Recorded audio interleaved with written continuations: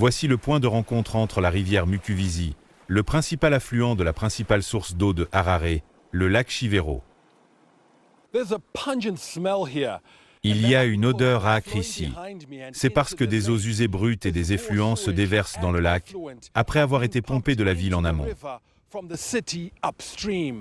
Les autorités municipales n'ont pas assez d'argent pour acheter les produits chimiques nécessaires au traitement des eaux usées avant qu'elles ne soient déversées dans le lac, ce qui a conduit à la crise actuelle. Vous voyez, lorsque des eaux usées brutes sont pompées dans le lac, cela crée un terrain fertile pour la prolifération d'algues qui causent beaucoup de problèmes aux poissons en termes d'oxygène.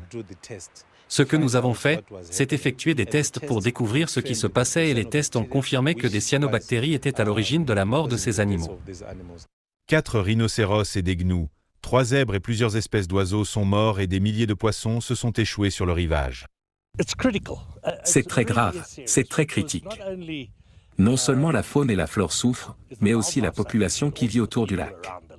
Des centaines de pêcheurs qui dépendent du lac doivent rester à terre jusqu'à ce qu'une solution soit trouvée.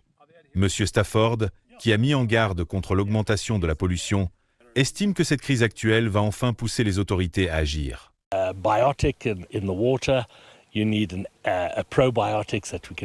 Étant donné la présence de biotiques dans l'eau, il faut un probiotique que l'on peut injecter. Nous pouvons nous arranger pour cela et nous pouvons le faire assez rapidement. Puis il faut de l'oxygène pour aérer l'eau et la renouveler. Tout cela est possible très rapidement, mais, bien sûr, nous avons besoin des autorités qui sont généralement paralysées. Elles attendent toujours la crise pour se regarder mutuellement et se pointer du doigt.